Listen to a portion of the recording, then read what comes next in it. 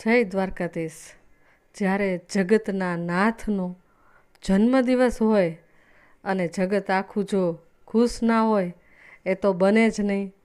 તો મેઘનાના ઘરે ભગવાન શ્રી કૃષ્ણના હેપી બર્થડેની ઉજવણી કર્યા બાદ મારા ભાઈની દીકરી હેતવીની સખી જાનુના ઘરે પણ ભગવાન શ્રી કૃષ્ણ જન્માષ્ટમીની ઉજવણી કરવામાં આવી. જાનુ છે એ મોટો ભાગનો સમય છે એ લાલાની અને કૃષ્ણ ભગવાનની સેવામાં જ સમય પસાર કરે છે. તો તમે જોઈ શકો છો કે એ લાલાને લઈ અને સરસ મજાનું કેક કટિંગ કરે છે. ત્યારબાદ રાસ ગરબા. તો જગ્યા થોડીક નાની હોવાના કારણે બહુ વધારે ભીડ નહોતી ભેગી થઈ, પણ સરસ મજાનું નાનું એવું આયોજન અને સરસ મજાની ઉજવણી અમારા જાનુબેને છે એ કરી. અને મારો દીકરો છે એ વિડીયો બનાવતો હતો તો થોડોક લાભ મેં પણ રાસ રમવાનો લીધો.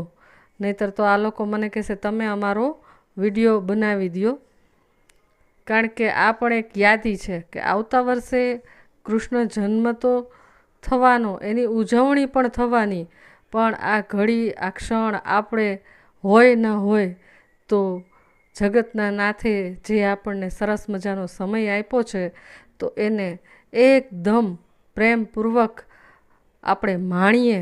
અને બીજું તો એક ખાસ એ કે લોકોને માણવા પણ દઈએ તો વધારે છે એ મજા આવે. તો દરેક ક્ષણનો આનંદ જીવનમાં લેવો જોઈએ. આ મારો દીકરો યુગ અને મારી મોટી ભાભી જેનું નામ છે મનીષા, એ બંને છે એ પણ કૃષ્ણ જન્મની ઉજવણીમાં મજા કરી રહ્યા છે.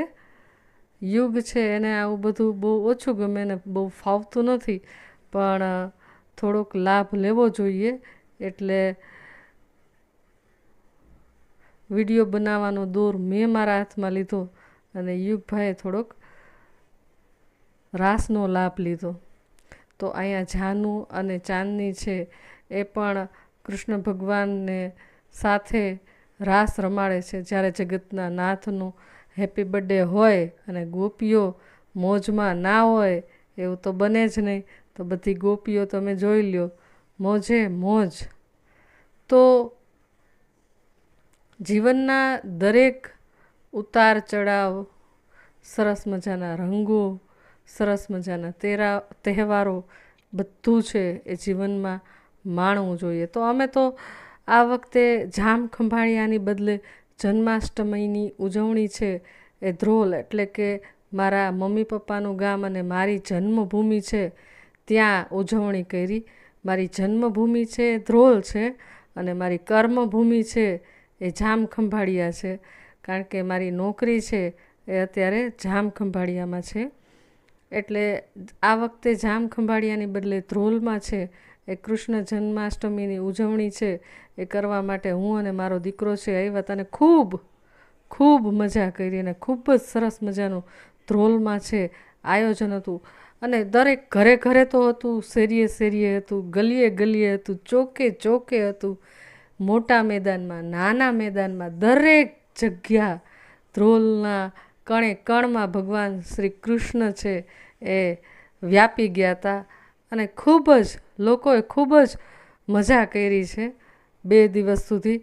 તો હું બને એટલા મેં પ્રયત્ન કર્યા છે કે દરેક સરસ મજાની આ પળો છે એને હું આ કેમેરામાં કેદ કરું. તો જો તમને આ વિડીયો ગમે તો લાઈક, શેર, સબસ્ક્રાઈબ જરૂરથી કરજો અને કોમેન્ટમાં જય શ્રી કૃષ્ણ જરૂરથી લખજો. તો ફરીથી મળશું નવા વિડીયો સાથે. ત્યાં સુધી બાય બાય. જય દ્વારકાધીશ.